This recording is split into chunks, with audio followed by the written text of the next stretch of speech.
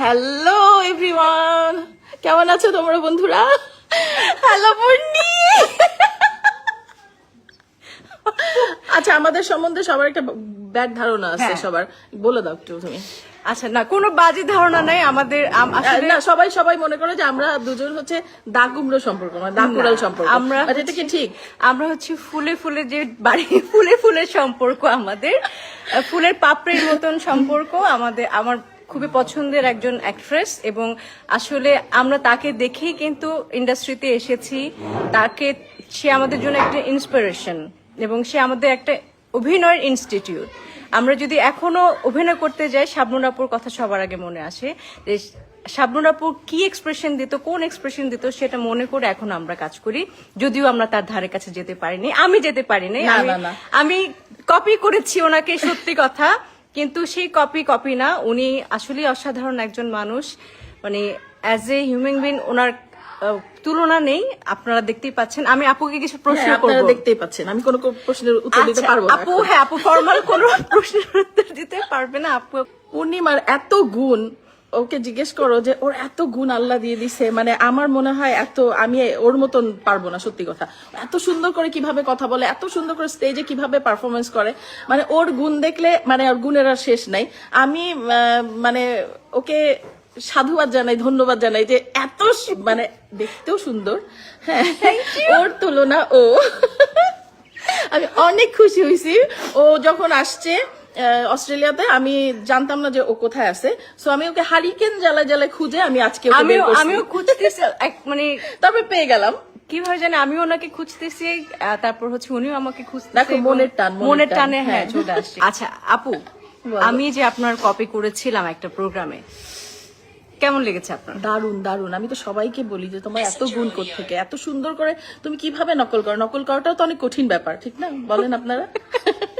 আমি নিজেও কিন্তু পারবো না এরকম নকল করতে, সত্যি। আজকে আমরা দুইজনই মনে হচ্ছে যে যার প্রশংসা করে ফাটাই ফেলবো। অবশ্যই গুণ যার আছে তারই তো প্রশংসা করা যায়, নাকি? সবচেয়ে গুণী ব্যক্তি হচ্ছেন উনি। এবং আমি আজকে আপনাদেরকে একটা সত্যি ঘটনা বলি। আপু তখন মানে সুপার ডুপার হিট, আপুর যন্ত্রণায় আমরা কেউই ইন্ডাস্ট্রিতে পা রাখতে পারতেছি না, এবং কোনো ছবি ধারের কাছে যেতে পারছি না। তো যখনই আমি শুটিং করতাম, আমাদের যে কোরিওগ্রাফার ছিলেন, ডিরেক্টররা ছিলেন, তখন বলতেন যে কি এক্সপ্রেশন দাও, শাবনূরের মতন করো, শাবনূরকে নকল করো, শাবনূরকে কপি করো। এই যে আমার মাথায় ঢুকছে, শাবনূরের চেয়েও ভালো নকল করতে পারে না, আমার কন্টিনিউয়াসলি ফোন চলে আসছে। অসুবিধা নাই। সবাই বলছে যে হ্যাঁ শাবনূরের এক্সপ্রেশন দেখছো, ওর চোখ কথা বলে, ওর ঠোঁট কথা বলে, শাবনূরের পায়ের যোগ্যতা তোমার নাই। আমি জি আমি কর্নারে গিয়ে কান্না করতাম।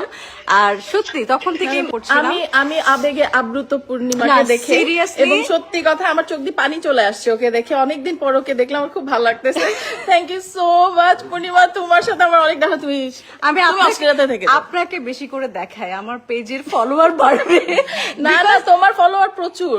আমি তোমার এখানে, হ্যাঁ এই যে আপনারা দেখতে পাচ্ছেন, এই যে আমরা দুজন দেখো মিলে ঝুলে আছি। হ্যাঁ, তোমাদের ভুল ধারণা, আমরা কিন্তু অনেক মানে দুজন একেবারে দাকুড়াল সম্পর্ক না, যে বলে দিলাম। বেশি বললে আবার বিশ্বাস করে ফেলবে। ও সরি। না, বিশ্বাস করার কোনো কারণ নাই। না, আমাদের খুবই মধুর সম্পর্ক। আমরা যখন একসাথে থাকি তখন অনেক ফান হয়, অনেক মজা হয়। আসলে এটা কেউ জানে না, এটা হচ্ছে পর্দার পিছনে, হ্যাঁ বিহাইন্ড দ্য সিন। আমরা যখন কাজের পিছনে কাজ করি তখন এত হাসাহাসি হয়, এত আড্ডা হয়। স্পেশালি আমি এই নামটা নিতে চাচ্ছিলাম, করতেছি ফেরদৌস।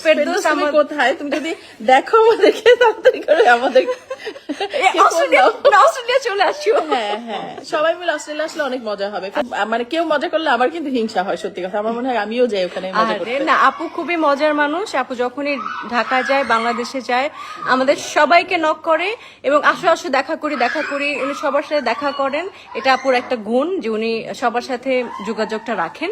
অনেক গল্প করলাম তোমাদের সাথে, আর আমাদের জন্য বেশি বেশি করে দোয়া করবে, পূর্ণিমার জন্য অনেক দোয়া করবে। আর আমরা যেন আমাদের ছোট ছোট বেবিগুলাকে সুন্দর সুন্দর করে মানে তোমাদের সামনে উপস্থাপন করতে পারি এবং মানুষ করতে পারি। দোয়া করবো পূর্ণিমার তো প্রচুর ফ্যান, আমার খুবই খুশি লাগে এটা দেখে। না অবশ্যই না। সো এটা দেখে আমার খুবই হ্যাপি লাগে যে তোমরা এত ভালোবাসো এখনো আমাদেরকে। সো আমি মানে কি বলবো আর তোমাদেরকে, এই জন্য আপু বাই বাই বলে দেন অনেকদিন সবাইকে। পর তোমাদের সাথে অনেক গল্প করলাম, খুব ভালো লাগলো। শুধু পূর্ণিমার জন্য, আমি বেশি একটা লাইভে আসি না, ওর জন্যই এসে গল্প করলাম। সো দেখা হবে আবার। Thank you. আসলে আমি গ্রেটফুল এবং আমার কাছে নিজের কাছে এত বেশি মানে সৌভাগ্যবতী মনে হচ্ছে যে আপু আমার সাথে লাইভে এসেছে।